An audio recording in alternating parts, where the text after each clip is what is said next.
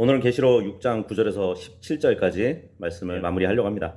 저번 주에 우리가 봤다시피 어린 양께서 7봉인된 책을 봉인을 하나하나 띄실 때마다 여러 일들이 나타났는데, 이제 첫째 봉인을 여실 때, 그 봉인을 뗄 때 흰 말을 탄 자가 나타났죠.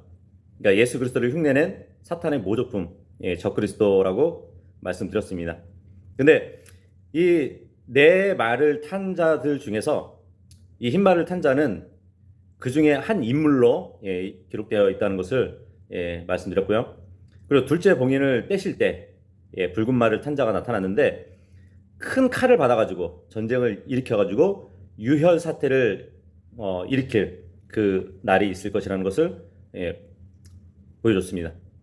그리고 세 번째 봉인을 여셨을 때는 검은 말을 탄 자가 나타났어요. 이 검은 말을 탄 자, 그러니까 전 세계적인 기근이 있을 것을 말씀해 주었고, 또 네 번째 봉인을 떼실 때 창백한 말을 탄 자가 나타났습니다. 그러니까 지옥이 따르는 사망이라는 자가 나타날 것인데, 지옥은 이 지하에 있죠. 하지만 이제 대환란 때는 그 지옥의 문이 열리는 것이에요. 왜냐하면 계시록은 이 계시라는 말 자체가 닫혀 있는 것을 열어주는 거잖아요. 그래서 환란 때 지옥도 열린다는 것을 우리가 알 수 있습니다. 근데 예수님은 이러한 일들이 일어날 것을 초림 때 제자들한테 또 말씀을 해주셨어요. 앞으로 가져올 그 재앙들이 어떤 것인지 말씀을 해주셨는데, 바로 가짜 그리스도가 나타나고 곳곳에 전쟁이 일어나고, 그리고 기근이 있을 것이고, 그리고 전 세계의 인구가 한꺼번에 죽는 사망이 있을 것이라는 것을 말씀해 주셨습니다. 그런데 주님은 이제 그런 일이 일어날지라도 고통의 시작일 뿐이라고 말씀을 해주셨어요. 보통 우리가 환란 기간 하면은 7년을 얘기하죠. 전 3년 반, 후 3년 반 이렇게 나눈단 말이죠. 근데 정말 고통의 기간은 후 3년 반부터예요. 그래서 예수님이 고통의 시작일 뿐이라고 말씀하신 것이라면 후 3년 반 전에 이 일들이 다 일어날 것이라는 것을 알 수 있습니다. 그래서 환란기 후 3년 반 기간이 전무후무한 대환란 기간이고, 그때가 고통의 때라면 이제 나머지 5번째 봉인부터는 대환란의 시작점이라고 또 볼 수 있죠. 그래서 5째 봉인부터 7째 봉인까지의 그 개봉 장면은 처음 네 봉인들의 장면과는 달라요. 이전에 네 봉인까지 뗐을 때는 네 짐승들의 소리도 함께 있었죠. 와서 보라 하고. 그리고 말탄 자들이 나타났었는데 5째 봉인부터는 이런 말탄 자들과는 상관없이 일이 일어나는 것을 볼 수 있습니다. 계시록 6장 9절에서 11절 보시면, 계시록 6장 9절에서 11절 보시면, 다음으로 그분께서 5째 봉인을 여셨을 때 하나님의 말씀으로 인하여 그리고 자신들의 붙든 증언으로 인하여 살해된 자들의 혼들을 제단 아래서 내가 목격하였도다. 그리고 그들이 큰 목소리로 외치며 말씀드리기를, 오 거룩하고 신실하신 주여, 얼마나 오랫동안 당신께서 지상에서 기거하는 자들을 심판하지 아니하시고 우리의 피해 복수를 하지 아니하시니까 하였더라. 그러자 흰 예복들이 그들 각자에게 주어졌더라. 그리고 그들의 동료 종들과 그들의 형제들까지도 그들이 당하는 것처럼 죽임을 당하여 그 수가 채워질 때까지 그들이 잠시 동안 더 쉬어야 한다는 말씀이 주어졌더라. 요한이 5째 봉인을 띄는 것을 본 그 환상에서는 하나님의 말씀으로 인해서 죽임당한 혼들이 제단 아래서 큰 소리로 외치는 것을 봤다고 합니다. 왜 제단 아래에 있었을까요? 그들은 적그리스도를 경배하지 않았기 때문에 이제 대환란 때가 되면은 적그리스도를 따르지 않고 또 짐승의 표를 받지 않는 자들은 목이 잘려가지고 이제 순교하게 될 것이거든요. 그러한 자들을 얘기하는 것입니다. 그래서 앞으로 대환란 때에는 이제 제3성전이라고 하죠. 그 성전이 지어질 것인데, 적그리스도는 그 성전에 앉아서 자신을 하나님이라고 할 것이에요. 그래서 데살로니가후서 2장 4절에 보면, 그는 대적하는 자요 하나님이라고 불리거나 경배를 받는 모든 것 위로 자기 자신을 크게 높이는 자니라. 그렇게 하여 그가 하나님처럼 하나님의 성전 안에 앉아 자신이 하나님이라고 스스로 내 보이느니라. 이 말씀이 있습니다. 마치 이제 사탄이, 그러니까 루시퍼가 이사야서 14장 13절에 보면 내가 하늘로 올라가서 하나님의 별들 위에 내 왕자를 높이리라 하는 그 자기 욕망을 어떻게 보면 이 지상에서 먼저 행할 것으로 보이는 것이죠. 그래서 적그리스도를 따르는 자들은 그 반대하는 자들을 제단에서 목을 쳐가지고 그 잘려진 목에서 흐르는 그 피를 음료 헌물로 바치게 할 것이에요. 이것은 뭐 이방 종교에서 행해진 하나의 제사 의식이거든요. 그래서 이교도들이 자기 신들한테 제물을 드리는 그 중에 피를 마시는 의식을 의미하는 것으로 볼 수 있습니다. 에레미야서 7장 18절에 보면 이런 말씀이 있어요. 그 자녀들은 목재를 모으고 아버지들은 불을 붙이며 여자들은 그들의 빵 반죽을 만드나니 하늘의 여왕에게 둥근 납작한 빵을 만들어 바치고자 함이라. 다른 신들에게 음료 제물들을 쏟아붓고자 함이라. 이는 그들이 나에게 분노를 유발하고자 함이라. 그런데 이 이교도 제사 행위를 환란 때에도 한다는 얘기예요.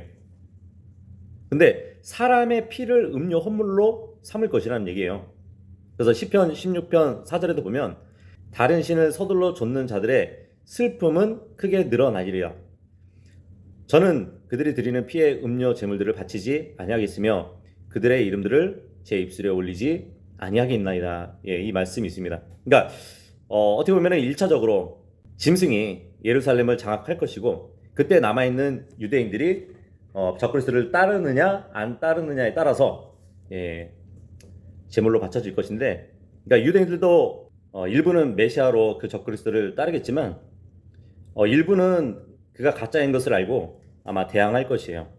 그런 유대인들은 바로 단두대에서 목이 잘리겠죠. 9절에 보면 이미 죽임을 당한 성도들을 지금 보고 있는데 그들은 제단 아래에서 하나님께 복수해달라고 지금 호소하고 있어요.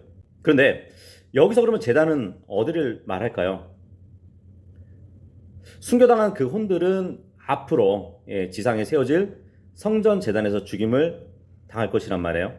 그래서 이 순교당한 성도들의 몸은 제물로 적그리스도에게 바쳐졌고, 그러면 그들의 혼은 지금 어디에 있는 것일까요? 그래서 이전에 이제 제가 배웠던 것은 누가복음 16장 22절에 보면은 아브라함의 품으로 불려졌던 낙원이 있잖아요. 그래서 그 낙원에 거하게 될 것이라고 이렇게 배웠었거든요.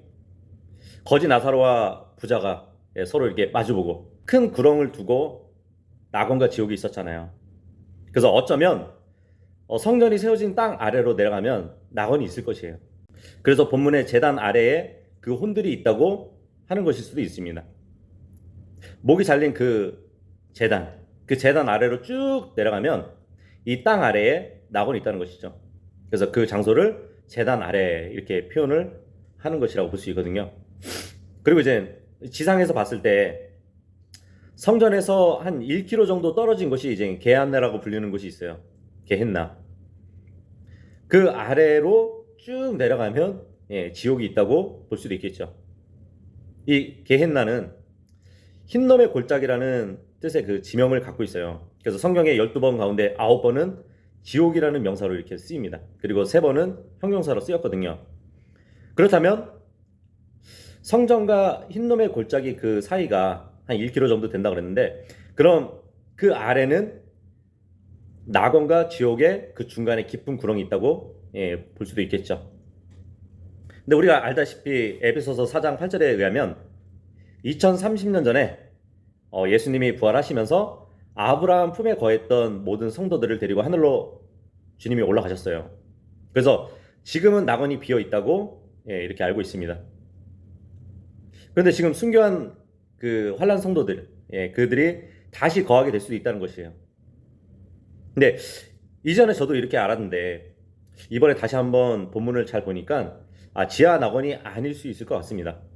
아래 낙원에 이제 구약 성도들이 하늘로 올라가기 때문에 지하 낙원은 비어있긴 하지만 그것은 폐쇄되었어요. 오히려 낙원이라는 그 자체가 셋째 하늘로 옮겨진 것으로 볼 수 있겠죠. 그래서 순교당한 성도들은 몸은 비록 이 땅에서 죽고 썩겠지만 혼은 하늘의 성전 제단 아래에 모여 있을 것으로 보여지기도 해요. 계시록 8장 3절에 보면은 하늘에도 성전이 있습니다. 예. 이 땅에 있는 성전은 모형이에요. 저 하늘에 있는 성전의 모형이란 말이죠. 그러면 실제 하늘에 있는 그 성전에도 제단이 있어요. 근데 그 제단은 금제단이라고 기록되어 있습니다. 계시록 8장 3절에 보면 그리고 또 다른 천사가 와서 금향로 하나를 들고 제단 앞에 섰더라. 하늘의 성전에 있는 제단이에요. 그리고 그에게 많은 향이 주어졌으니 그가 그것을 모든 성도들의 기도들과 더불어 지금 제단 아래 혼들이 주님께 호소하는 그것조차도 기도잖아요. 그 성도들의 기도들과 더불어 그 보좌 앞에 있던 금제단 위에 바치려 하더라. 제단 아래에 있던 순교자들의 기도가 향이 되어서 제단 위에 드려진다고 말씀을 하고 있다고 볼 수 있죠. 그리고 우리가 본문 계시록 6장 9절에 보면 다섯째 봉인을 여셨을 때 요한이 직접 살해된 자들의 혼들을 제단 아래에서 목격을 했다고 하잖아요. 근데 지금 사도 요한이 있는 장소는 하늘이에요. 하늘에서 보고 있는 것이 있단 말이죠. 그래서 성전 아래에 있는 혼들 했을 때는 하늘에 있는 성전 그 금제단 아래에 있다고 우리는 이해하면 될 것 같습니다. 지금 이 순교자들은 거룩하신 하나님께 이제 호소를 하는데 땅에 거하는 그 악인들을 심판하셔가지고 자기들의 피해에 대한 원수를 언제 갚아주실 거냐고 그렇게 기도를 하고 있는데 마치 창세기 4장 10절에 보면은 가인에게 살해당한 아벨이 있었죠, 동생. 근데 그 아벨의 핏소리가 땅에서 주님께 부르짖는다는 표현이 있어요. 마치 그와 같은 것이죠. 그래서 주님은 억울하게 순교당한 그 사람들의 피해에 대해서는 그냥 지나치지 않으시는 분이에요. 보통 이 땅에서도 살인의 현장이 있다면 형사들이 그것을 조사하는 것처럼 시편 9편 12절에도 보면 그분께서 피로 인하여 조사하실 때 친히 그들을 기억하시는도다. 그분께서 겸손한 자의 부르짖음을 잊지 않으시는도다. 이 말씀을 하고 있습니다. 그래서 하나님의 백성 이스라엘의 피를 흘리게 한 그 적그리스도를 조사하실 것이에요. 그래서 살인자에게는 어떠한 형벌이 있냐면 그 피를 흘리게 한 자는 자신의 피도 흘리게 하신다는 그 말씀에 따라 복수해 주시는 것이에요. 그래서 신명기 32장 43절에 보면 오 너희 민족들아 그분의 백성들과 함께 기뻐하라. 이는 그분의 종들의 피를 그분께서 복수하실 것이요 그분의 대적들에게 복수를 돌려주실 것이요 그분의 지역에 또 그분의 백성에게 자비로우실 것이기 때문이라. 이 말씀을 하고 있습니다. 그러니까 주님은 피해에 대한 조사를 마치시고 그 짓에 합당한 보응을 하실 분이라는 것이에요. 피해는 피로 복수하실 겁니다. 그런데 본문을 보니까 하나님은 그 순교자들에게 또 흰 예복을 주시는 것을 볼 수 있어요. 잠시 동안 아직 더 순교할 자들이 있으니까 그 정해진 수가 차기까지 좀 기다리라고 하시는 말씀을 또 볼 수 있습니다. 그래서 대환란 시대에는 순교자들의 숫자가 채워지면 하나님은 그들을 받게 했던 그 자들에 대해서 공의로운 심판을 내리실 것이에요. 이렇게 환란 성도들은 주님께 원수 갚는 일을 요청할 수 있는 자들이에요. 근데 지금 교회 성도들에게는 적용할 수는 없죠. 물론 우리도 원수 갚는 일은 주님께 속했으니까 스스로 우리가 원수를 갚지 말고 주님의 진노하심에 맡기는 자들이에요. 오히려 예수님은 자기를 박해했던 자들을 용서해달라고 하나님께 빌었잖아요. 십자가상에서도 그렇게 했고 저들이 하는 짓을 모른다고 용서해달라고. 스데반 집사 역시 이제 그 돌로 맞아 죽으면서까지 저들이 하는 것을 알지 못하니까 용서해달라고 그랬단 말이죠. 우리는 우리에게 잘못 행한 자들을 복수해달라고 기도해서는 안 됩니다. 오히려 그들을 용서하고 그냥 그들에 대한 원수 갚는 일은 주님께 맡겨버리는 것이에요. 어쨌든 하나님은 제단 아래에 있는 순교자들한테 흰 내복을 주셨습니다. 근데 성경에서 흰 옷이 이제 여러 번 등장하는데 이 흰 옷이 또 다 같은 흰 옷은 아니에요. 로브가 있고요. 그리고 레이멘트가 있어요. 그러니까 로브 하면은 이제 환난 성도들에게 적용되거든요. 긴 옷이에요. 긴 옷. 근데 이것을 예복이라고 기록이 되어 있습니다. 계시록 7장 9절하고 13절도 등장을 하고요. 그 레이멘트 같은 경우는 교회 그리고 24장로들이 입은 옷이에요.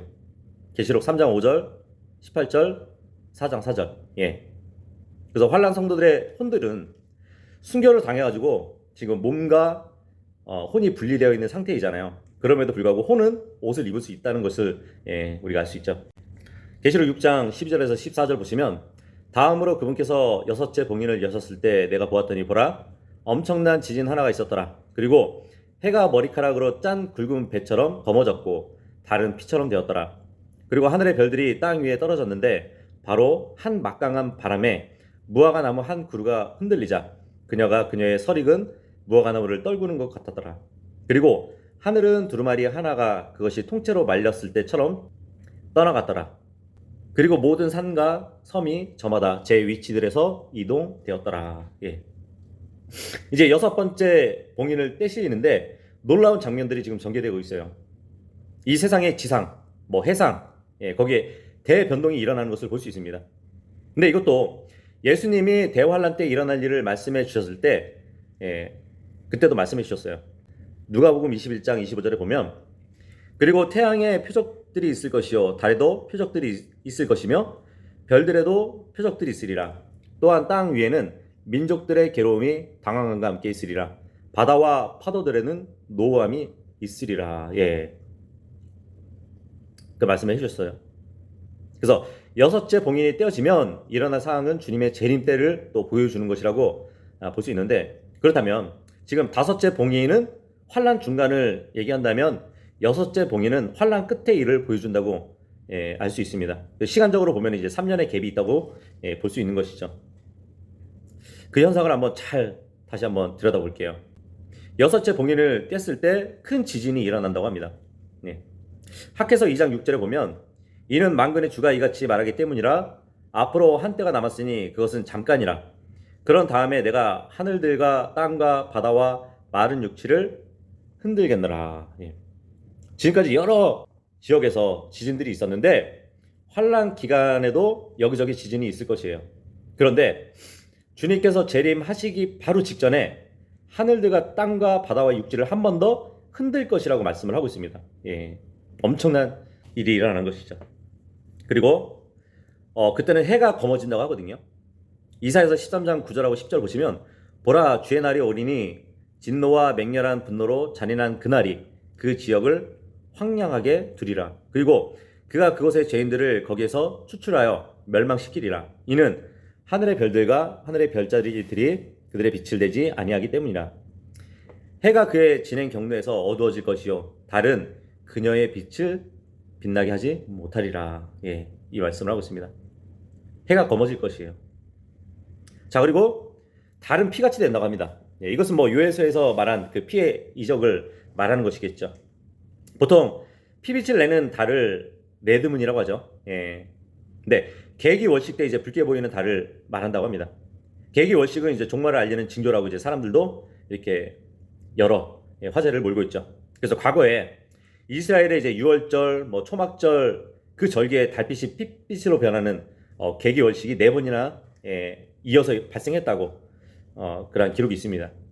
그러니까 이스라엘 절기에 맞춰가지고 해가 어두워지고 달이 피같이 변한다는 것은 정말 하늘의 징조가 나타났다는, 하늘의 표정이 나타났다는 요엘 2장의 예언이 성취되는 것이라고 사람들이 봤던 것이에요.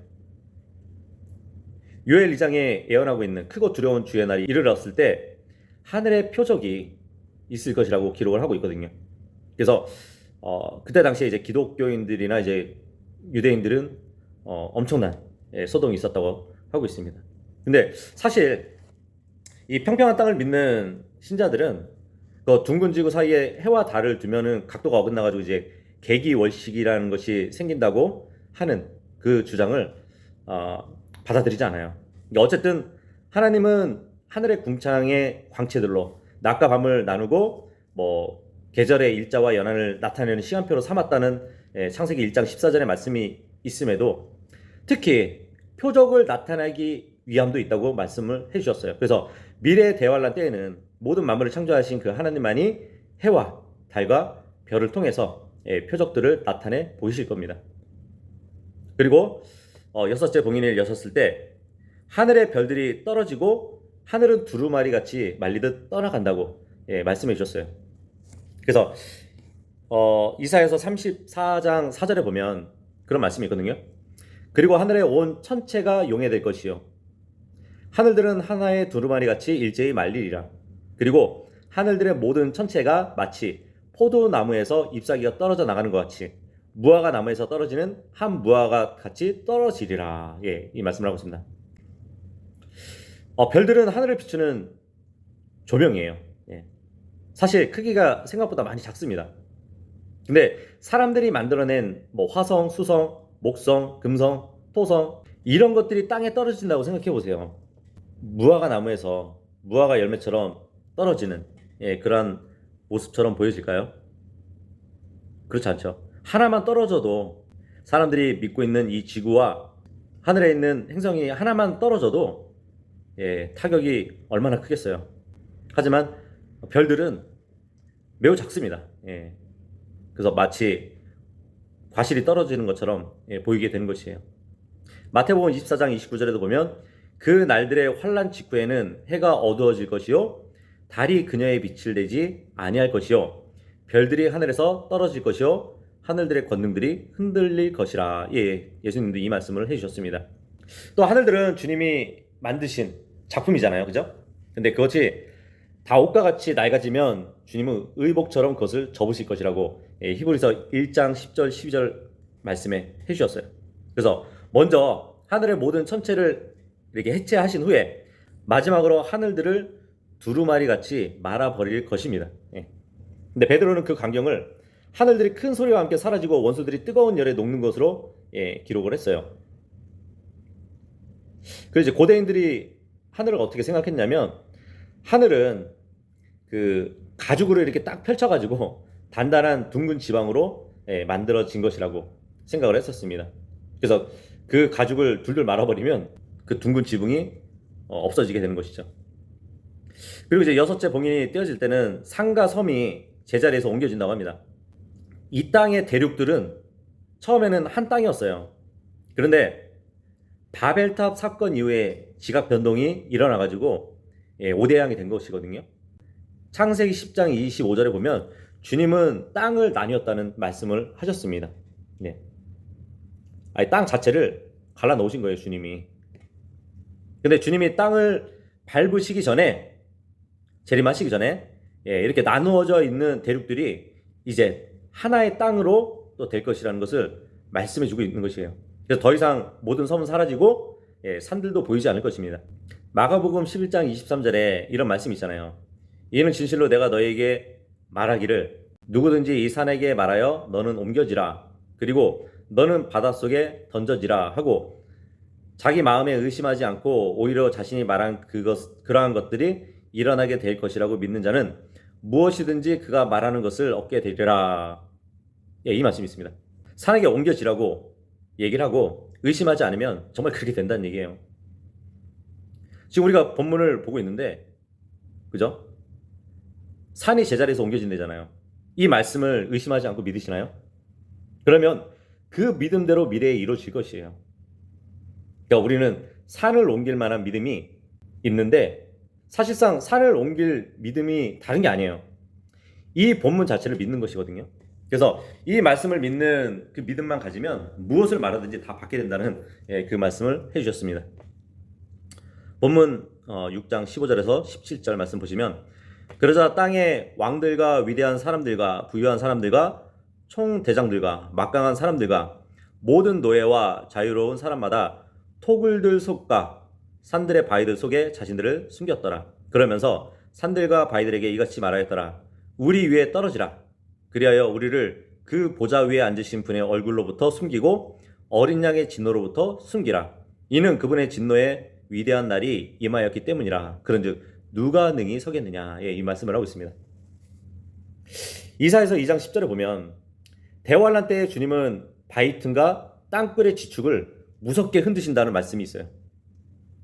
그러니까 남은 사람들, 그러니까 대환란 때에 남은 사람들은 주님의 두려움과 이제 그분의 영광스러운 위엄 앞에서 굉장히 두려움 가운데 바위 속으로 들어가고 그런 동굴 속에 숨을 것이에요. 그래서 그때에는 땅의 왕들을 비롯해 가지고 강한 자들, 세상에 사는 그 어떤 사람들도 공포와 두려움에 사로잡힐 것이라는 말씀을 해주고 있습니다.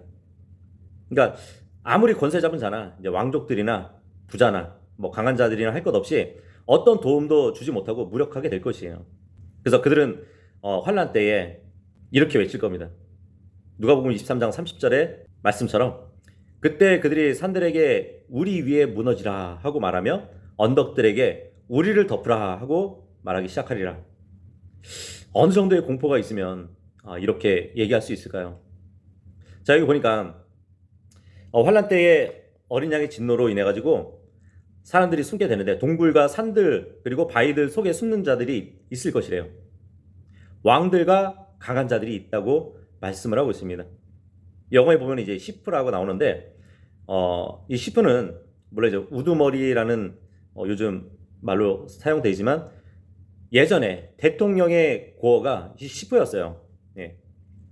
그래서 왕족들 그리고 돈이 좀 많은 자들이 그때 가서는 이 문자 그대로 동굴과 산들 바위 속에 숨게 될 것인데 그냥 몸만 숨기는 것이 아니라 그곳에 엄청난 자기 거주지를 구축하게 될 것입니다. 마치 여호수아 때 이제 이스라엘을 대적했던 5 왕들이 있었죠. 아모리 5 왕들. 그들이 막게다 굴에 숨었었잖아요. 그와 같은 일이 있을 것이에요. 그래서 미국에서는 이미 1950년대부터 핵 전쟁에 이제 공포가 있었어요. 그리고 앞으로 있을 경제적 재난을 우려해가지고 세상 종말을 대비한다고 부자들이 돈 많은 사람들이 자택 지하에 이제 방공호를 이렇게 팠었어요. 그리고 생필품을 이제 저장하는 일이 있었거든요. 근데 그게 요즘에 와서 이제 업그레이드가 돼가지고 서바이벌 컨도라는 지하주택을 이렇게 만들게 됐는데 제일 긴 층이 지하 15층이에요. 그리고 이제 그곳에 7.2톤의 육중한 방어문으로 이렇게 만들어져가지고 외부와 완전히 차단되어가지고 핵이나 어떤 생화학 무기 공격도 이제 견딜 수 있다고 설명을 합니다. 그리고 이제 거기서 살 수 있는 최대 인원이 이제 75명까지도 살 수 있는데 그냥 몸만 숨기는 것이 아니라 그곳에는 뭐 수영장도 있고 극장도 있고 뭐 암벽 등반하는 시설도 있어요. 탁구장, 뭐 사격장, 사우나도 있고요. 도서관도 있고 그리고 진료소도 있어요. 그리고 자체 발전 시설을 갖추고 있었기 때문에 전기가 늘 이렇게 흐르게끔 만들었습니다. 그리고 이제 식량도 이렇게 비축을 해놓을 수 있는데 5년분의 식량을 비축해 둘 수 있대요. 근데 이러한 서바이벌 콘도를 돈 많은 사람들은 웬만해서 다 이렇게 만들어 놓고 있다는 것이에요. 뭐 우리나라 돈으로 환산하면 이제 뭐 18억에서 56원에 이른다고 합니다. 굉장히 비싼 집이죠. 그래서 대환란 때에도 부자들에게 있어서 계속 이어질 주거 형태가 바로 이런 형태일 것이에요. 그래서 본문에 보면은 동굴 속에 사는 사람들, 물론 환란 때에는 어느 정도 버틸 수는 있겠죠. 하지만 어린 양의 심판은 넘어갈 수 없을 것이에요. 모르겠어요. 앞으로 이젠 이러한 지하 시설에 집들을 건축하는 일도 있겠지만 그 바닷속에도 해양 도시, 아마 해양 도시도 만들 수 있을 겁니다. 에레미야서 16장 16절 17절 말씀 보면 보라 내가 사람들을 보내서 많은 어부들을 데려오라고 보내겠노라. 주가 말하노라. 그리하면 그들이 저들을 낚으리라. 어부들을 보내셔가지고 사람들을 낚는데요.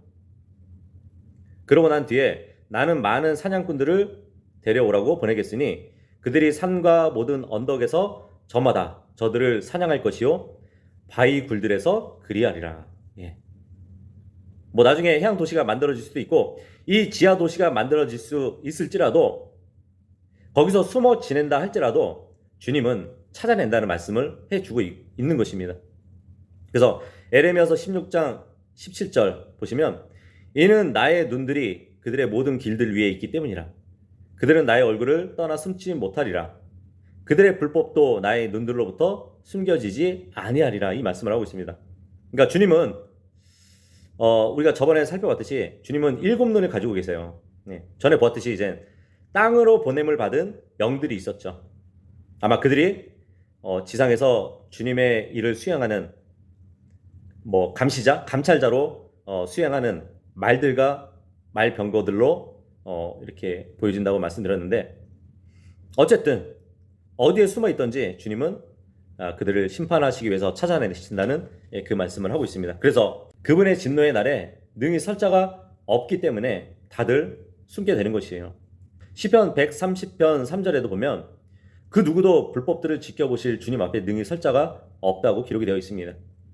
시편 76편 7절에도 보면 그 누구도 주께서 한번 분노하시면 그분의 눈앞에 설 자가 없다고 기록되어 있어요. 그래서 하나님의 진노가 위에 머물러 있는 자는 정말 심판을 받을 수밖에 없는 것이에요. 말라기서 3장 2절에도 보면 그 누구도 주께서 임하시는 날을 참고 기다리거나 그분이 나타나는 때에 설 수가 없다고 기록이 되어 있습니다. 우리가 주님 앞에 설 수 있다는 것은 엄청난 은혜예요. 네. 우리가 주님께 받은 어떻게 보면 하나의 영광이라고 볼 수 있습니다. 누군가는 이 대환란에 남아서 요엘서 2장 31절의 말씀처럼 크고 두려운 주의 날을 겪겠지만 우리는 저 하늘에서 크고 주목할 만한 주의 날을 바라보게 될 것이에요. 그래서 데살로니가전서 1장 10절의 말씀처럼 정말 분명하게 그리스도인들은 다가올 진노로부터 구원을 이미 받은 사람이라고 기록하고 있습니다. 예. 아직 환란이 오지도 않았는데 그 다가올 진노로부터 건져냄을 받았다고 말씀을 해주신단 말이에요. 그래서 예수님은 우리를 어린 양의 진노로부터 구원을 해주신 것인데, 그렇죠. 우리가 어린 양의 신부라면 어린 양의 진노를 받는다는 것은 말이 되지 않잖아요. 그래서 우리는 환란 전에 주님께 가게 되는 것이에요. 왜 어떤 사람들은 교회가 대환란을 통과한다고 가르치는지 아세요?